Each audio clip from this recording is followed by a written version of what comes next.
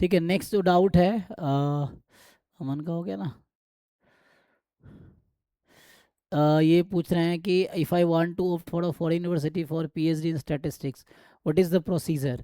तो foreign university से PhD statistics करने के लिए अगर आप पुराने हमारे सेशंस देखेंगे, मेरे कई सारे क्लासमेट जो डीयू में थे या आईआईटी दिल्ली में थे या आईआईटी बॉम्बे में थे, वो लोग ऑलरेडी पीएचडी कर रहे हैं। तो मैंने 2-3 लोगों के साथ सेशन किया भी था, नेत्रा है या पूजा है, इन लोगों के साथ हमने किया था। नेत्रा यूनिवर्सिटी ऑफ साउथ क्या कैरोलिना में है, पूजा थी यूनिवर्सिटी ऑफ फ्लोरिडा में थी, और भी कई सारे मेरे जूनियर्स हैं जो डिफरेंट डिफरेंट शिकागो और इन सब में हैं। तो प्रोसीजर ये है उनका, इन लोग जैसे मैंने बात किया, तो इनका कहना है ये है कि फॉरेन में अप्लाई करना और सेलेक्ट होना ज़्यादा आसान है आईआईटी में सेलेक्ट हो जाए होने से, क्योंकि यहाँ इंडिया में कंपटीशन बहुत ज़्यादा है, ठीक है ना। वहाँ उतना कंपटीशन नहीं है, उनका प्रोसीजर थोड़ा लेंदी है, क्योंकि उन इंडिया वाला प्रोसीजर नहीं है कि आप गेट निकालो, नेट निकालो, फिर इंटरव्यू दो, है ना, टेस्ट दो, फिर इंटरव्यू दो, फिर सिलेक्शन होगा। वहाँ उनका अलग प्रोसीजर, उनका क्या है कि इंटरव्यू कंपलसरी नहीं है और वो नहीं रहता है। मतलब जो मैं मोटे तौर पर बता देता हूँ वो है, क्योंकि मैं खुद कभी अप्लाई किया नहीं, तो मैंने जो मुझे पता है वो है। तो सबसे बेटर आंसर आपको वो लोग कर पाएंगे जो ऑलरेडी हैं, और आपको मिल जाएंगे ऐसे लोग जो लिंक्डइन पे है, जहाँ तहाँ कहीं ना कहीं आपको मिल जाएंगे ना, सोशल साइट्स पे, जो फॉरेन से पीएचडी कर रहे हैं। आप उनसे, या यूट्यूब सर पे बहुत सारे लोग वीडियोज़ भी बनाते हैं, है ना। सर एक मैम है, वो मेरे पास मेरे साथ लिंक्डइन पे ऐड है। वो ना 1500 चार्ज करते हैं। वो 1-to-1 सेशन रखते हैं, जिसको भी कोई भी डाउट होता है वो क्लियर कर देते हैं। वो लंदन में एक यूनिवर्सिटी में पीएचडी कर रहे हैं, हम्म इसी फील्ड में, हमारी ही फील्ड में।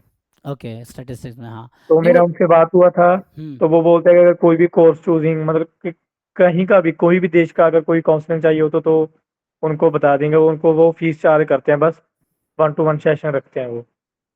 बिल्कुल, हाँ, वो टाइम अगर आपको दे रहे हैं तो उसके बदले वो, है ना, कुछ चार्ज कर सकते हैं। जी सर। तो वैसे लोग बहुत सारे कंसल्टिंग फॉर्म्स जो बता देंगे आपको, या ऑनलाइन, मतलब बहुत सारे यूट्यूब पे वीडियोस भी आपको मिल जाएगा, जो लोग कर रहे हैं वो बताते हैं कैसे सेलेक्ट हुए।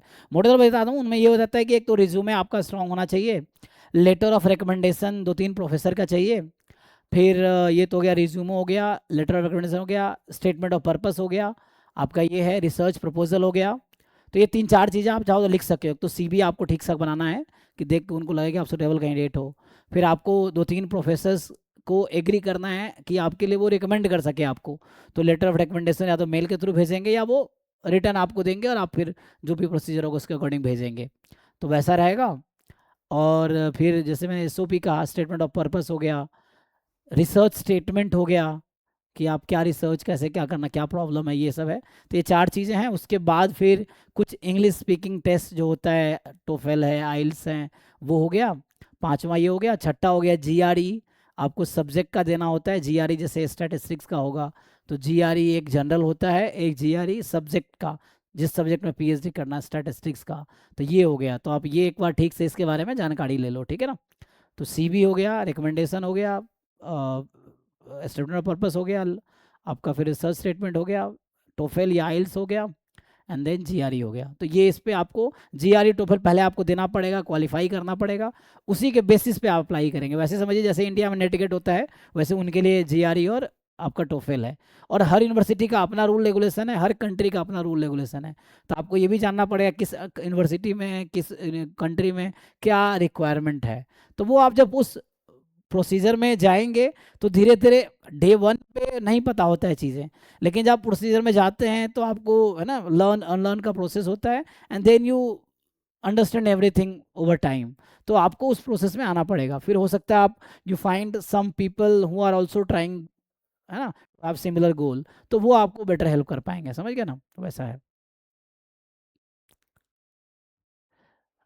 अब आपका जो है तो आई थिंक थोड़े से आप ऑनलाइन रिसर्च करो अपने बारे में, आपको मिल जाएगा सब कुछ, ठीक है। तो तो एक मिनट, जो if I want to opt for a foreign university for PhD, which country will be ये तो आपको डिसाइड करना है कौन सा सूटेबल होगा, है ना। जैसे वो देखो, अब थोड़े कई लोग मत है ना, जैसे जर्मनी है, इटली है, फ्रांस है, और यूएस है। लिंक्डइन पे इतने आते रहते हैं पीएचडी अपॉर्चुनिटी इन स्टैटिस्टिक्स, आप देखो, मैं देखता रहता हूँ, डिफरेंट यूनिवर्सिटी के लोग पोस्ट करते रहते हैं हमारे लैब में ये रिक्वायरमेंट है। तो आप उन प्रोफेसर को सीधा अप्रोच कर सकते हो कि मुझे पीएचडी करना आपके अंडर, फिर वो आपको गाइड करेंगे क्या करना है। तो वैसा है, बहुत सारे लिंक्डइन में आता रहता है वैसा, कि खुद प्रोफेसर पोस्ट करते हैं कि there is a vacancy in my lab for PhD in statistics. मैं कल परसों भी देखा था। तो वैसे रेगुलर पोस्ट आते रहते हैं, तो आप लिंक्डइन में थोड़े एक्टिव रहो, और जो प्रोफेसर्स लोग हैं उनके थोड़े ना पोस्ट को फॉलो करो, तो आपको मिल जाएगा। तो उससे पता चल जाएगा आप किस यूनिवर्सिटी में हो, तो आपको डिसाइड करना है कौन से कंट्री कौन से यूनिवर्सिटी में जाना है। But you explore and see, and अपने अकॉर्डिंग थोड़ा प्लान बनाओ, देन आप डिसाइड करो, ठीक है ना। ये थोड़ा लंबा प्रोसीजर होता है, इसके लिए आपको 1 साल इसके लिए सारी चीज़ें अरेंज करने में और सारा प्रोसीजर, क्योंकि अप्लाई करोगे, अप्लाई करने के बाद वो फिर है ना उनका अपना कुछ प्रोसीजर है, तो ऐसा तो 1 साल पहले उनका प्रोसीजर स्टार्ट हो जाता है। मतलब अगर नेक्स्ट ईयर एडमिशन लेना है तो 1 साल पहले से उनका प्रोसीजर आपको वो करना पड़ेगा, प्रिपरेशन करना पड़ेगा और अप्लाई करना पड़ेगा पहले से ही, ठीक है। और बहुत सारे लोग हैं, आप मुझे व्हाट्सअप करो, मैं कुछ लोगों का नंबर शेयर कर दूंगा, चाहो तो आप उनसे बात कर सकते हो जो ऑलरेडी कर रहे हैं।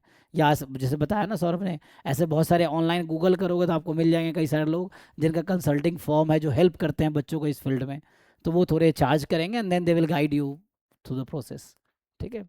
तो वैसे भी है, तो थोड़े प्रोसेस में जाओ, सीखो, ऐसे ही मेरे जैसे 10-50 लोगों से पूछो, पता चल जाएगा।